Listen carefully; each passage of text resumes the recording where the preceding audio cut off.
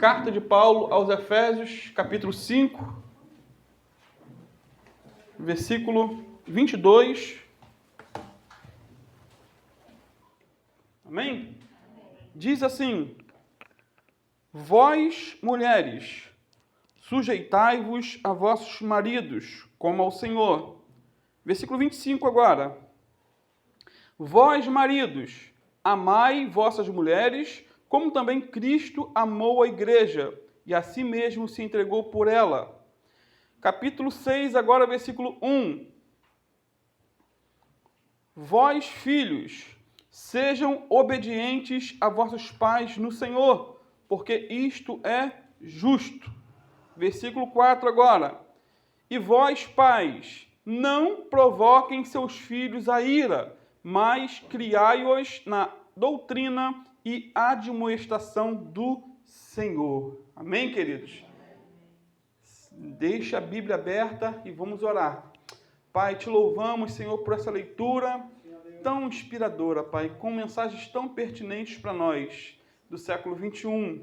Te louvamos porque a Tua palavra é infalível. Te louvamos porque a Tua palavra é inerrante. Te louvamos porque a Tua palavra é atual, Pai. Te louvamos porque a Tua palavra nos dá instruções, Senhor, de como viver em família e tudo para a Tua glória, Senhor. Ajuda-nos, Senhor, porque, a bem da verdade, nós estamos tão aquém, Senhor, desse plano, desse propósito. Mas nós estamos aqui, Senhor, nessa manhã para melhorar, para depender de Ti. Que o Senhor venha nos ajudar, Senhor, nessa área tão complicada, tão complexa, muitas vezes, que é a família, Pai. Nos ajuda. Nós pedimos em nome do Teu Filho Jesus. Amém. Os irmãos podem sentar-se. Queridos, nenhuma instituição, como bem sabemos, ela é tão importante, tão sagrada, tão de Deus, por assim dizer, quanto a família. A família, ela pode ser um pedacinho do céu na terra, mas a família também pode ser um cantinho do inferno. Ouviram bem? A família pode ser um pedacinho do céu na terra, mas pode ser um cantinho do inferno também. O doutor Derham, professor de Bíblia e médico, ele disse o seguinte: a coisa mais próxima do céu na terra é a família cristã. E o lar em que o marido e a esposa, pais e filhos, vivem juntos em amor e paz para o Senhor e para uns com os outros. E ele disse também que a coisa mais próxima do inferno na terra é a família sem Deus e quebrada pelo pecado. É o lar em que os pais vivem em discórdias e se separam, e os filhos são abandonados nas mãos do diabo e de todas as forças da impiedade. E como isso é real. E os versículos que lemos agora, amados, falam sobre família, ou melhor, sobre as responsabilidades de cada membro da família. A palavra de Deus, ela tem princípios claros, e não só claros, mas também bem definidos, tanto para o marido como para a esposa, tanto para os pais como para os filhos. Cada um deve conhecer as suas funções, cada um deve conhecer os seus papéis, cada um precisa conhecer as suas responsabilidades, visto que onde não há ordem, vai reinar o quê? A anarquia. E isso é grave. Imagine um país onde não há um governo, o caos que é instituído. Imagine uma família onde não há autoridade do marido, onde não há submissão e respeito da esposa para com o marido, onde os filhos são totalmente desobedientes, onde os pais vivem para provocar o filho à ira. É uma anarquia dentro de um lar e é algo terrível. Então, vamos aprender hoje, nessa manhã, ou relembrar, porque provavelmente o que eu vou falar aqui é somente uma lembrança para muitos, ou aprender para alguns. Quais são as responsabilidades que cada um de nós tem no âmbito familiar? Cada um tem um papel a desempenhar. E em primeiro lugar, Paulo diz aqui que a responsabilidade da esposa é submeter-se ao marido, ou o papel da esposa. Não é isso? Olha no versículo 22 de novo. Eu vou estar usando aqui a NVT, a nova versão transformadora, que é bem interessante. Diz assim: vocês, esposas, devem ser submissas à liderança de seus maridos, do mesmo modo como se submetem ao Senhor. Tem alguém cantando aí, não tem? Irmãos, uma das maiores estratégias do diabo é distorcer o sentido de muitas das palavras da Bíblia. Essa é uma estratégia. E uma das palavras mais distorcidas pelo diabo é a palavra submissão. Porque essa palavra ela está desgastada pelo tempo e pelas más interpretações de muitos que ouvem. Por isso, muitas mulheres, elas sentem até urticária, sentem até um batimento mais forte no coração quando ouvem que devem ser submissas aos seus próprios maridos. No entanto, submissão, temos que deixar bem claro, não é sinônimo de inferioridade, e nem de obediência cega, e nem de obediência incondicional ao marido. Não é isso que a Bíblia está falando. Submissão não tem nada a ver com ser empregada e nem com ser capacho do marido. Não. Ser submissa não significa ser passiva, apagada, sem direitos, sem vez, sem voz, não pode opinar, tem que ficar sempre calada. Lembra até uma série do Chico Anísio, antigamente, calada. Não é isso que é submissão segundo o contexto bíblico. A esposa não tem que dizer sim, Senhor, a cada ordem do marido. Isso porque a mulher não é inferior ao homem em nenhum aspecto.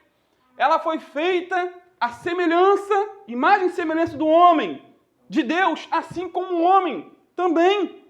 O conhecido comentarista bíblico, Matthew Henry, ele diz que a mulher não foi feita da cabeça para governar sobre ele, nem dos pés para ser pisada por ele, mas da sua costela para ser igual a ele, abaixo do braço para ser protegida por ele e perto de seu coração, para ser amada por ele.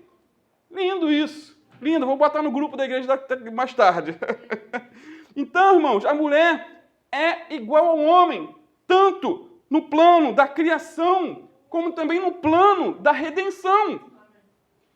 De maneira igual. Colossenses 3:28 diz que no reino de Deus não há distinção entre judeu ou gentio, escravo ou livre, homem ou mulher. Todos são um em Cristo Jesus.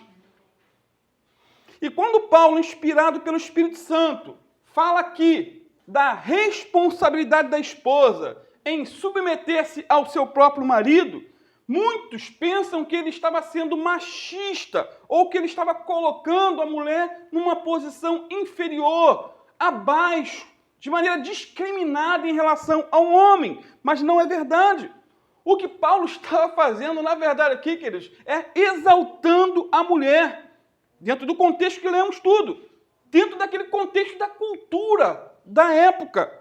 Porque a mulher, naquela época, ela era rebaixada a zero, para os irmãos terem uma ideia. Por exemplo, os judeus desprezavam as mulheres ao extremo. A oração de todo judeu, homem, de manhã, era a seguinte: ó Deus, graças te dou, porque eu não nasci pagão, eu não nasci escravo, e eu não nasci mulher. Essa era a oração do judeu de manhã. Segundo os costumes judaicos, uma mulher não era uma pessoa, mas era uma coisa, segundo os costumes judaicos, não segundo a Bíblia do Antigo Testamento.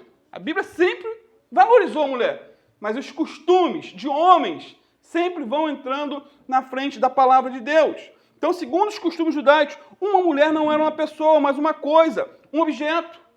Ela não tinha direitos legais, não tinha vez, não tinha voz. Quando solteira, ela pertencia aos pais.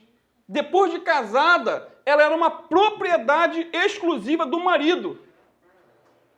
Por exemplo, se ela salgasse o feijão, ou se andasse na rua com a cabeça descoberta, ou se ela fosse flagrada conversando com algum homem na rua, o marido podia pedir o divórcio.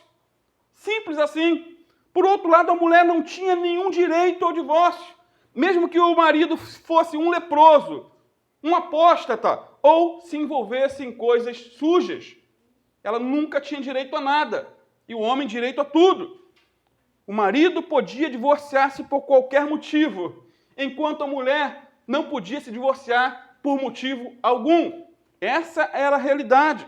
E quando nasceu a igreja cristã, o laço matrimonial estava em perigo no judaísmo. No mundo grego, amados, a situação era ainda pior. A prostituição era uma prática comum naquela cultura. Sabe por quê? Porque os gregos tinham prostitutas para o prazer, concubinas para o sexo diário e as esposas com o propósito único de ter filhos legítimos.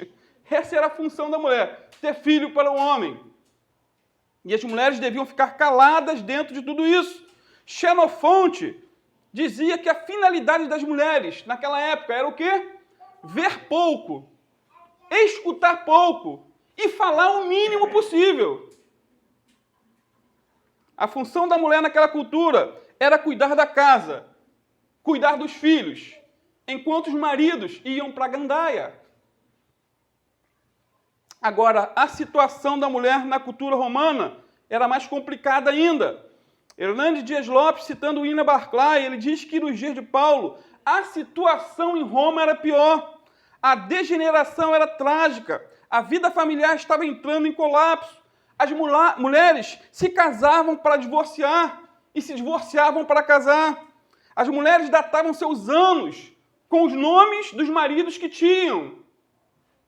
O poeta romano Marcial nos fala de uma mulher que teve 10 maridos. Olha que coisa. Juvenal fala de uma mulher que teve 8 maridos em 5 anos. Jerônimo afirma que em Roma vivia uma mulher casada com o seu 23º marido. Imagina. E Paulo agora escreve Efésios 5, 22 a 33, nesse contexto de falência da família, dentro de um contexto de desastre ambiental, familiar, melhor dizendo, no ambiente familiar. E Paulo apontava para algo totalmente novo e totalmente revolucionário naqueles dias. Foi por isso que ele disse aí no versículo 22 e 25, que as esposas devem se submeter ao seu próprio marido e que o marido deve amar as suas próprias esposas. Ele está afirmando aqui, amados, o quê? A monogamia, ou seja, o casamento de uma mulher com apenas um homem. Práticas essas contrárias às escrituras da época, que era a poligamia. E existia também a poliandria, uma mulher com vários homens. E mais, nessa relação casada, atual, em que Paulo está aqui expondo, a mulher ela tem um papel fundamental dentro da família, porque ela é uma ajudadora, ela é uma companheira, ela é auxiliadora do marido. A mulher, ela, quando é sábia, ela incentiva o marido e contribui também com os sonhos do marido, e vice-versa. Quando Norman Vincent Peale escreveu seu livro O Poder do Pensamento Positivo, a história diz que ele procurou em todos os lugares uma editora para publicá-lo, mas ninguém se interessou pelo livro desse homem. E ele, desanimado, pegou o rascunho do livro e jogou os originais no lixo, dizendo, aí ficam os meus sonhos. Sabe o que essa esposa fez? Ruth, ela muito otimista, tomou os rascunhos do lixo e disse para ele, meu marido, eu creio nos seus sonhos.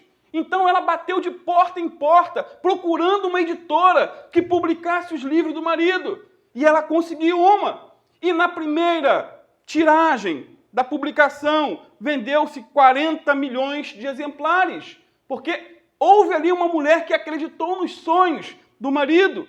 Então, amados, ser submissa é mais do que concordar com o marido nas decisões cruciais. É ajudar, incentivar e motivar o marido a não desistir. E eu falo por experiência própria. Quantas vezes eu estou extremamente desanimado, cabisbaixo, desmotivado. Biana sabe. E Biana vem com uma palavra de ânimo, de fé e de esperança. Nós vamos conseguir, vamos lutar, vamos em frente. Agora, e se, junto com o meu desânimo, ela jogasse mais um balde de água fria, amados? Aí, por isso que tem homens que acabam tirando a própria vida. Russell Shedd diz que submissão traz a ideia de apoiar e encorajar. Ou seja, submissão é exercer uma missão de apoio ao marido. É apoiar, é jogar no mesmo time, é ser parceira e não adversária dele, é ser ajudadora e não competidora, é apoiar e não atrapalhar, é ser amiga e não inimiga. Isso me faz lembrar da crônica de Rubens Alves sobre a diferença entre uma partida de tênis e uma partida de frescobol. Eu sei que muitos já conhecem e outros não. Quem já conhece é bom relembrar e quem não conhece é bom aprender. Ele diz que jogo de frescobol é bastante parecido com o tênis. 2 jogadores, 2 raquetes, uma bola. Qual a diferença entre esses 2 tipos ou especialidades? No frescobol, os 2 são do mesmo time. Não há rivalidade, não existe adversário e não existe derrotado. Os 2 jogam com um só objetivo. Qual é? Vencer juntos. Um joga a bola para o outro ganhar. O outro, quando a bola vem meia torta, pede desculpas porque sabe que não foi proposital. Amados, no frescobol existe companheirismo, amizade, compreensão. Ou os 2 ganham, ou ninguém ganha. E ninguém fica feliz quando o outro erra. Ninguém fica feliz quando o outro erra. No frescobol se pratica na íntegra o que está escrito lá em Romanos 12, 15. Alegrem-se com os que se alegram e chorem com os que choram. Quando um chora, o outro chora. Quando um se alegra, o outro se alegra. Agora, numa partida de tênis, as regras mudam drasticamente. E olha que é um jogo relativamente parecido com os objetos usados. 2 pessoas, 2 raquetes e uma bola. Mas o tênis é agressivo. Ele é um jogo onde o objetivo é derrotar o adversário.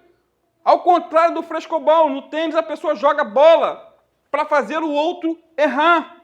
O bom jogador é aquele que tem a exata noção do ponto fraco de seu adversário e colocá-lo o quê? Fora do jogo, humilhado, derrotado, triste. Essa é a função do jogo de tênis. Amados, esse jogo sempre termina com a alegria de um e a tristeza do outro, com a vitória de um e com a derrota do outro. E eu te pergunto nessa manhã, seu casamento se parece mais com uma partida de tênis ou com uma partida de frescobol? O casamento tipo tênis é uma fonte de raiva e ressentimentos e geralmente termina mal. O casamento tipo frescobol é uma fonte de alegria e tem grandes chances de ter vida longa. E eu te pergunto, você é adversário ou companheiro de seu cônjuge? Vocês são inimigos ou amigos? Se amam ou se odeiam? Amados, o casamento não pode e não deve ser como um jogo de tênis, mas como uma partida de frescobol. Os cônjuges não devem ser rivais. O triunfo de um tem que ser a vitória do outro. Amém, queridos? As lágrimas de um devem ser o choro do outro também. Estamos no mesmo barco, dentro do contexto de família. Então, queridos, casamento é sinônimo de companheirismo, respeito, diálogo. E o segredo de um casamento feliz não é apenas encontrar a pessoa certa, mas fundamentalmente ser a pessoa certa. Porque o casamento pode ser uma antessala do céu, mas pode ser também o porão do inferno. E quantas famílias vivem um verdadeiro inferno existencial dentro de lá, dentro de casa. Isso é terrível. O casamento pode ser um abrigo seguro, ou uma arena, ou um ringue de brigas, discórdias, discussões, em que os filhos ficam ali totalmente desorientados. Há pouco tempo eu vi um filme, o casal brigava, e a estratégia dos filhos era o quê? Fazer gaviotas dentro do quarto, escondido, botando lá escrito: parem de brigar, por favor, parem de brigar. E quando eles jogavam aquelas gaviotas lá, os pais caíam a ficha, temos que parar.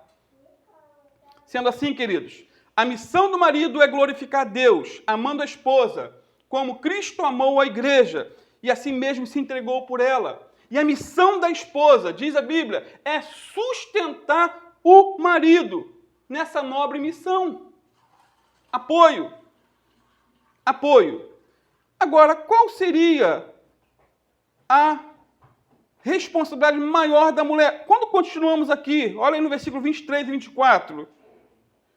Quando Paulo explica melhor o conceito de submissão, ele explica o seguinte. Aí é dentro do contexto do versículo 22, agora 23 e 24. Pois o marido é o quê? O cabeça da esposa, como Cristo é o cabeça da igreja. Ele é o salvador de seu corpo, a igreja. Assim como a igreja se sujeita a Cristo, também vocês, esposas, devem se sujeitar em tudo a seu marido. Irmãos, o cabeça da esposa, o marido é o cabeça da esposa, diz a Bíblia aqui, assim como o marido é o cabeça da igreja. Submissão, a submissão da igreja a Cristo deve ser o quê?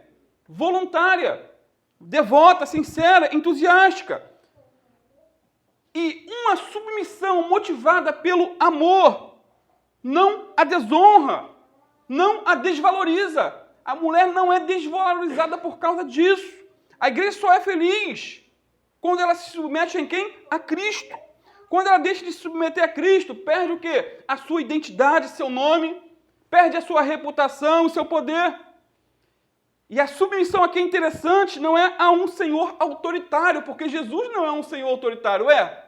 Não. Não é um senhor autocrático, déspota, um insensível. Não. Mas alguém que a ama ao ponto de dar sua vida por ela. Esse é o Senhor da qual a igreja deve se submeter. Eu e você somos a igreja. Amém? Então nós nos submetemos a um Senhor que nos ama. Olha que coisa linda. Da mesma forma, a submissão da esposa não é a um tirano, a um Hitler dentro do lar. Não, mas a um marido que a ama como Cristo amou a igreja. Sendo assim, a mulher submissa faz bem ao seu marido todos os dias da sua vida. E ela também pavimenta o caminho do amor do marido por ela. É uma via de mão dupla. A mulher submissa respeita o marido, honra o marido, faz de tudo para não envergonhar o marido. Os biógrafos de Abraham Lincoln dizem que a maior tragédia da vida desse presidente americano não foi ter sido assassinado, mas foi o fato dele ter casado por 23 anos com Mary Todd Lincoln. Olha que coisa terrível, irmão. Sabe o que é isso? Essa mulher era ranzinza. A mulher de Abraham Lincoln era amarga, crítica. Estava sempre se queixando. Estava sempre criticando o marido. Discordava dele em tudo. Diariamente ela dava espetáculos, com explosões de ira, de raiva. Ela agredia o presidente com palavras. E não só com palavras, mas com socos e pontapés. Muitas vezes ela jogava café quente no rosto do presidente, na frente dos seus convidados. Por essa razão, Abraham Lincoln ele amava as reuniões ministeriais até altas horas da madrugada. Amados, ele não gostava das reuniões O problema é que ele detestava entrar dentro de casa. Será que seu marido, depois que volta, cansado do lar, ele tem prazer em chegar ou enrola para não chegar? Agora, queridos, em segundo lugar, a responsabilidade do marido é amar sua esposa. Aí o caldo engrossa, como diz o ditado. Olha no versículo 25. E vocês, maridos, mostrem pelas suas esposas o mesmo tipo de amor que Cristo mostrou pela igreja, quando morreu por ela. Que palavra forte, hein, amados? A palavra que caracteriza a responsabilidade da esposa é submissão. Mas a palavra que caracteriza a responsabilidade do marido é o quê? Amor. Amor. Meu querido, você só pode reivindicar a submissão de sua esposa se você ama a ela como Cristo amou a igreja. É forte demais. Amar como Cristo amou é desafiador. Cristo amou a igreja e se entregou a si mesmo por ela. Esse é o modelo prescrito por Deus para ser seguido pelo marido. A liderança do marido não é uma permissão para agir com autoritarismo, mas uma oportunidade para servir com amor. Até porque a ênfase de Paulo aqui, não está na autoridade do marido, mas está o quê? Em seu amor. John Robinson diz que o amor do marido deve ser santo em qualidade e grande em quantidade. Que Deus nos ajude como maridos. Nos socorra.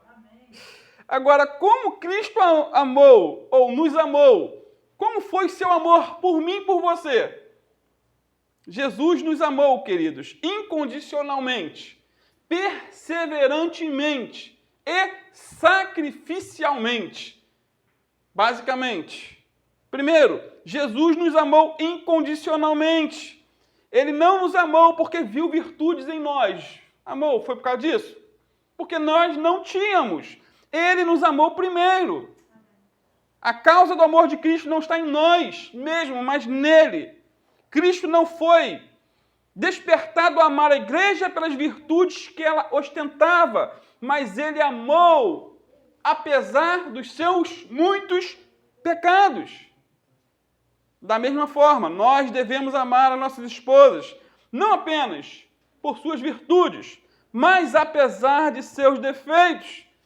Até porque todos nós temos defeitos e todos nós temos qualidades. E sempre que o marido vem falar comigo dos defeitos da esposa, eu sempre pergunto, e onde estão as qualidades? Você encontra? Então, meu amado, foque nas qualidades. Deixe os defeitos de lado. Seja feliz. Segundo, Jesus nos amou perseverantemente. Queridos, Jesus não nos amou pela metade, mas ele foi até o fim. Ele não derramou 50% do seu sangue para nos salvar, mas 100%. João 13:1 diz que Jesus, tendo amado os seus que estavam no mundo, amou-os até o fim. Agora, se Jesus nos amou até o fim, da mesma maneira, nosso amor por nossas esposas tem que ser até o fim, até que a morte nos separe. Não é amar até que as dívidas nos separem. Não é amar até que a doença nos separe. Não é amar até que a incompatibilidade de gênios nos separe, porque essa é a realidade hoje em dia. Não é amar até que um estranho entre nessa relação e nos separe. Precisamos amar nossas esposas e amar uns aos outros até que a morte nos separe. É um amor perseverante. Irmãos, o verdadeiro amor supera as crises e não naufraga diante das tempestades da vida, porque elas vêm. E quem fala diferente disso é um tópico. Está vivendo no mundo da lua. As crises vêm. Só que o amor é mais forte do que a morte. O amor é mais forte do que a doença. O amor é mais forte do que o desemprego. E nem todas as águas dos oceanos podem afogá-lo. O amor é guerreiro, combativo e perseverante. Quem ama nunca desiste de lutar. Quem ama nunca desiste de viver. E quem ama nunca desiste da pessoa amada. Sendo assim, persevere em amar sua esposa. Assim como Jesus tem perseverado em amar você. Ele tem nos amado, amados, perseverantemente.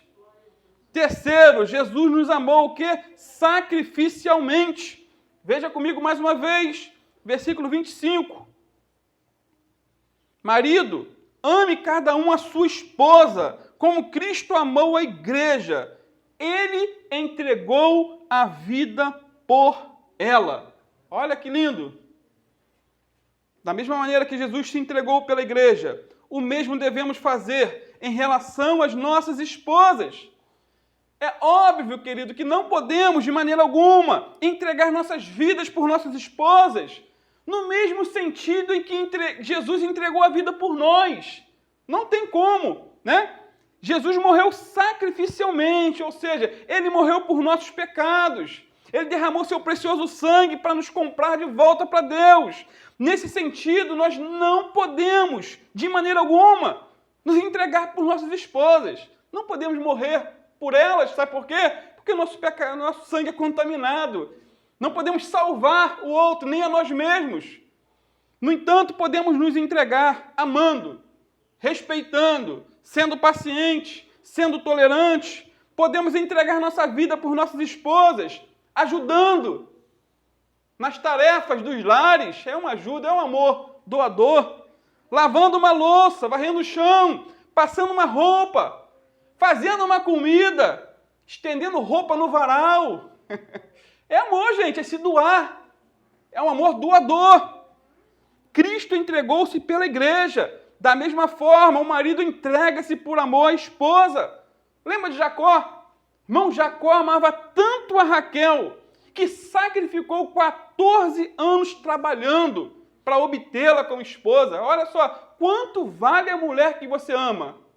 É um bom tema. Procure lá esse tema. Quanto vale a mulher que você ama? No YouTube, você vai ver uma mensagem do Silmar Coelho. Que mensagem interessante.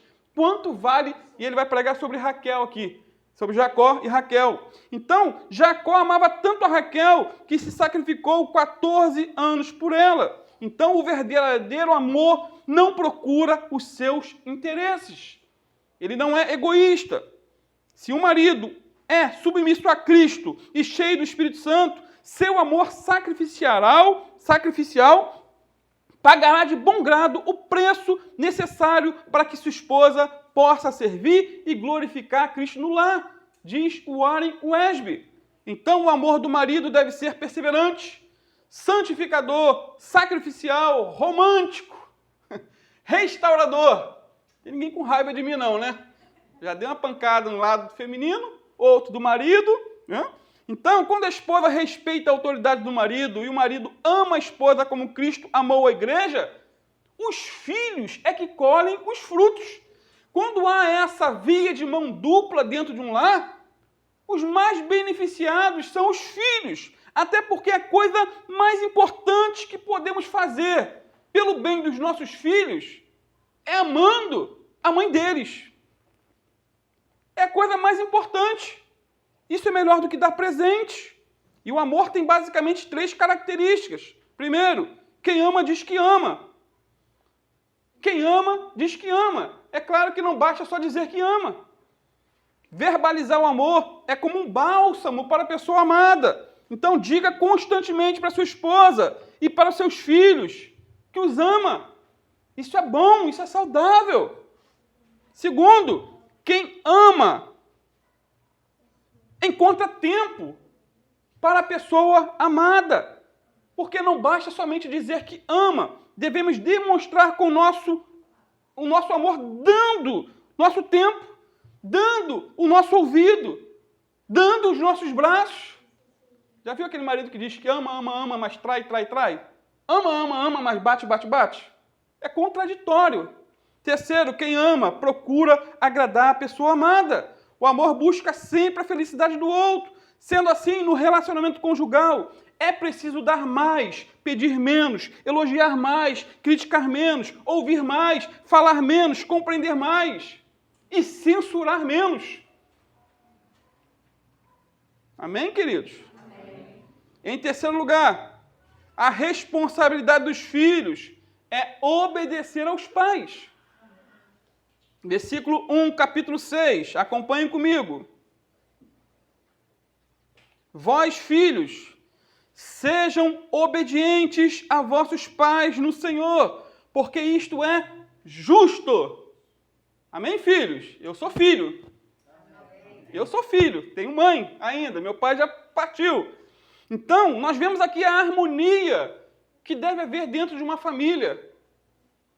A esposa é submissa ao marido, da mesma maneira que ela é submissa ao Senhor. O marido ama a esposa, da mesma maneira que Jesus Cristo amou a sua igreja. Agora os filhos devem obedecer a seus pais no Senhor.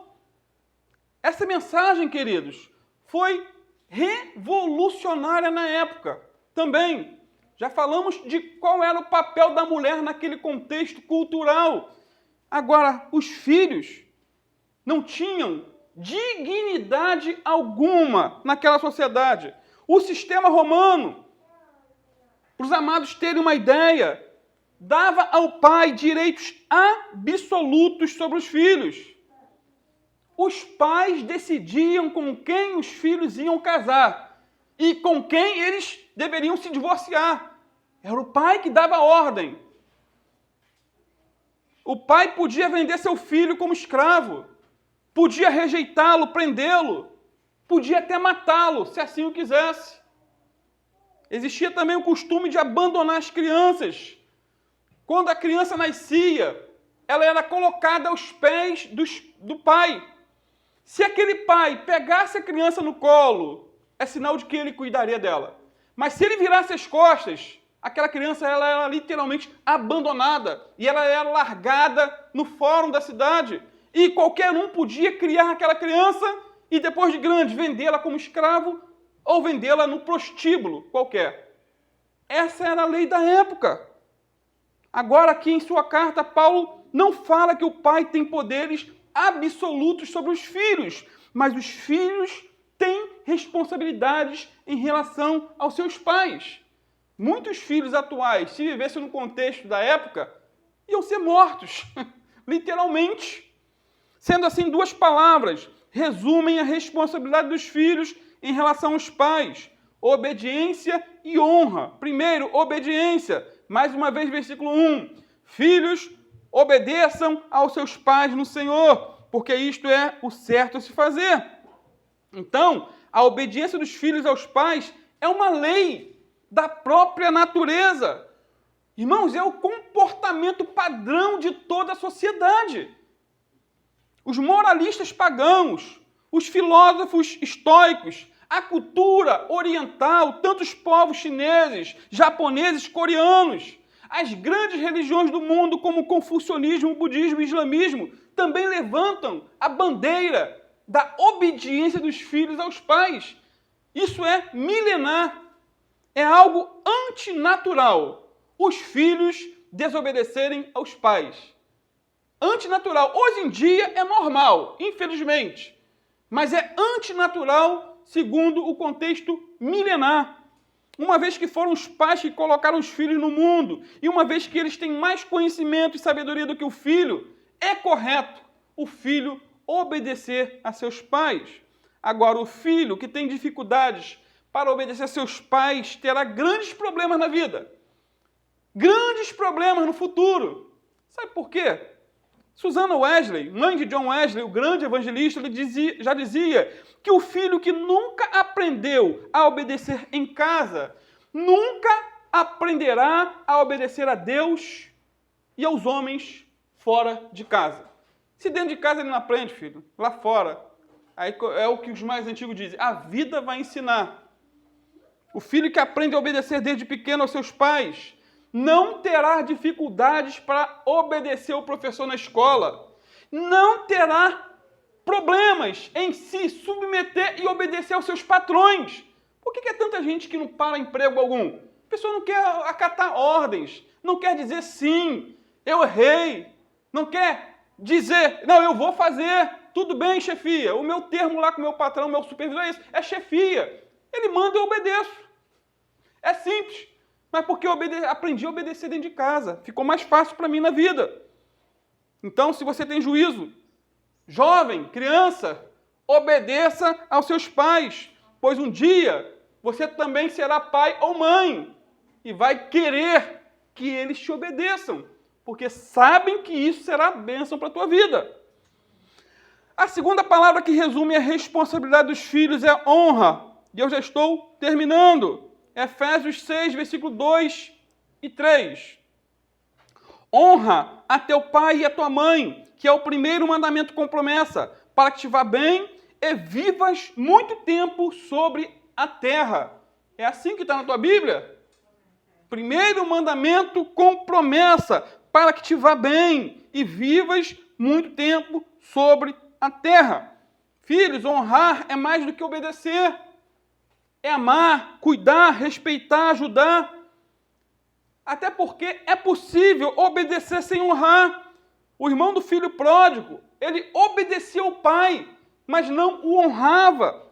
Há filhos que desamparam os pais na velhice. Há filhos que trazem flores para o funeral dos pais, mas jamais deram o botão de rosas enquanto ele estava vivo. Aí depois chora, esperneia, manda rosa, planta, tudo, gasta uma fortuna, mas nunca gastou um centavo. Você sabia que o filho que obedece e honra seus pais, ele é abençoado por Deus?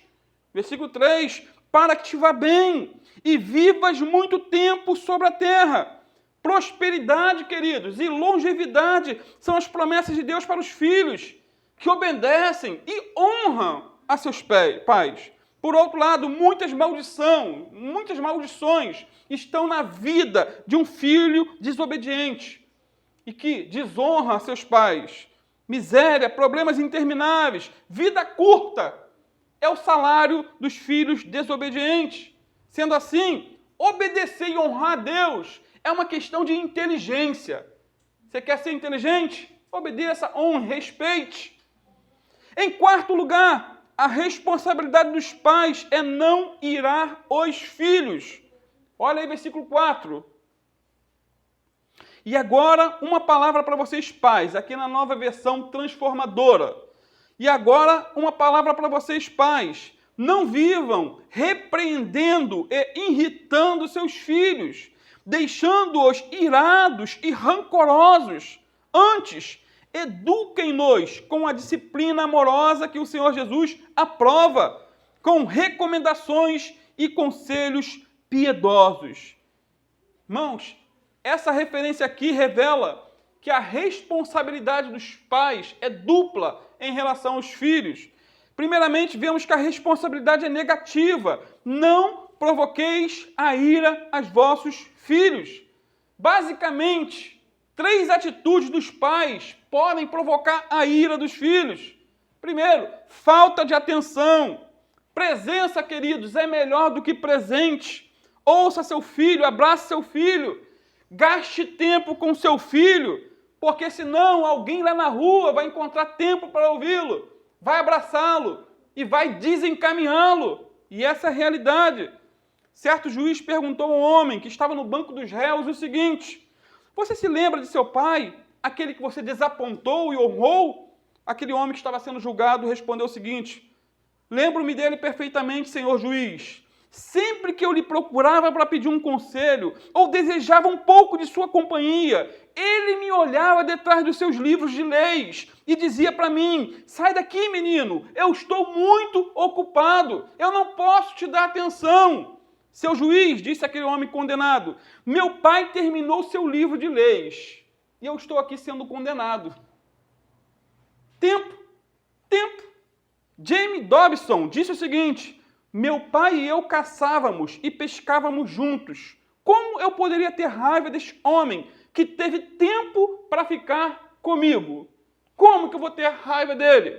Um jovem e famoso advogado, certa feita, disse que o maior presente que ele havia adquirido de seu pai foi uma caixinha simples de papelão, mas tinha um bilhetinho dentro, dizendo o seguinte: filho, este ano darei a você 365 horas, 1 hora por dia depois do jantar. E o pai não somente cumpriu a promessa, mas a renovou por vários anos. E esse advogado então concluiu dizendo: esse foi o maior e o melhor presente que ganhei em toda a minha vida. Eu sou o resultado do tempo gasto por meu pai. Versículo 4, mais uma vez: pais, não tratem seus filhos de modo a irritá-los. Falta de atenção irrita e muitos filhos. Segundo, preferência entre os filhos irrita os filhos. Quando Isaac revelou preferência por Esaú e quando Rebeca, predileção por Jacó, eles jogaram o quê? Um filho contra o outro e trouxeram grandes tormentos sobre si. Então, trate todos iguais. Quem tem um só não tem como fazer distinção, né? Só tem ele. Mas se tiver um segundo, trate todos iguais, do mesmo modo. Porque o favoritismo cria terríveis problemas nos lares. Os pais nunca devem fazer distinção entre os filhos. Mais uma vez, pais, não tratem seus filhos de modo a irritá-los. Preferir um filho em detrimento do outro irrita e muito o filho. Terceiro, palavras ásperas e crueldade física. É mais um ponto que irrita sobremodo os filhos. Irmãos, tem pais que chamam o filho de burro, jumento, imbecil, imprestável, idiota, e assim por diante. A Bíblia fala que nós temos que usar a vara da correção, mas tem pais que espancam seus filhos. A Bíblia fala da vara da correção, mas não fala do pau de macarrão e nem da vassoura voadora. Não é isso que acontece muitas vezes? Agora, se você receber esse tipo de tratamento quando criança, era espancado, era agredido, eu tenho certeza que você não gostou. Há pouco tempo eu li uma frase que mexeu comigo, que dizia assim: nossos filhos nos dão a oportunidade de sermos os pais que sempre desejamos ter tido. Decorou a frase? Nossos filhos nos dão a oportunidade de sermos os pais que sempre desejamos ter tido. Então, em vez de amaldiçoar, diga que ama. Em vez de chamar de burro idiota, diga que ele é um presente de Deus para as suas vidas. O rei Davi, ele só expressou amor a Absalão depois que Absalão já estava morto. Absalão, meu filho, Absalão, meu filho. Mas já era tarde demais. Então diga que ama hoje. Então existe com certeza, amados, vários outros fatores que irritam seus filhos. Quer uma dica? Pergunte para eles. É claro que mas meu filho fica irritado porque eu peço ele para lavar a louça, meu irmão. Aí não é motivo para irritação nenhuma. É obrigação, lavar a louça, varrer chão, lavar banheiro. Eu nunca virei mulherzinha por causa disso. Eu fazia tudo dentro de casa. Eu e meu irmão, tínhamos cada uma tarefa. A minha nem lembro se era lavar a louça, ou era varrer chão, ou lavar banheiro. Então é função, é obrigação, está todo mundo dentro do lar. Ninguém está ajudando ninguém, todo mundo está se ajudando. Amém, queridos? Então a primeira responsabilidade é negativa, mas a segunda é positiva. Olha no versículo 4. Mas criai-os na disciplina e admoestação do Senhor. Irmãos, nossos filhos precisam de segurança, limites, amor e encorajamento. Os filhos não precisam somente de roupas, remédios, teto, educação, mas fundamentalmente precisam de afeto, amor, encorajamento. E acima de tudo, eles precisam de Deus. De Deus. Certa feita, Billy Graham escreveu um folheto cujo título era o seguinte: Como diminuir a delinquência infantil. Ele disse assim: primeiro, dê tempo a seus filhos. Segundo, seja um bom exemplo para eles. Terceiro, proporcione a seus filhos ideais de vida. Quarto, tenha muitas atividades planejadas. Quinto, discipline os seus filhos, ponha limites. Sexto, ensine-lhes sobre Deus. fundamentalmente. Ensine, leia a Bíblia, ore com eles. Concluindo, não podemos deixar de falar da importância do perdão dentro da família. Ah, queridos, não existe esposos e nem maridos perfeitos. Não existe filhos e nem pais perfeitos. Todos nós erramos em uma área ou em outra. Nem sempre a esposa é submissa ao seu marido como deveria ser. Nem sempre o marido ama a esposa como Cristo ama a igreja. Os filhos nem sempre obedecem como deveriam obedecer. E os pais, muitas vezes, irritam os filhos como não deveriam fazer. Todos nós, individualmente, estamos aquém do ideal, do padrão divino. Então, é uma grande virtude reconhecer os próprios erros. E maior virtude ainda é ser humilde e pedir perdão. Sem perdão, a família torna-se uma arena de contendas e um solo contaminado pela erva daninha da amargura. Então, essa é a manhã não de acusação, não de apontar o dedo, mas reconhecer em que eu estou errando. Eu como pai, eu como esposo, quais as minhas falhas? Eu tenho que pedir perdão? Eu tenho que me humilhar? Eu tenho que reconhecer o meu erro? Ou eu vou ficar só apontando por outro, exigindo do outro, fazendo exigências, uma lista do que você tem que fazer? Não, mas casamento, família é via de mão dupla. Nós erramos e acertamos. E temos que procurar acertar mais e mais uns com os outros. Conversar, dialogar. Amém? Vamos ficar de pé?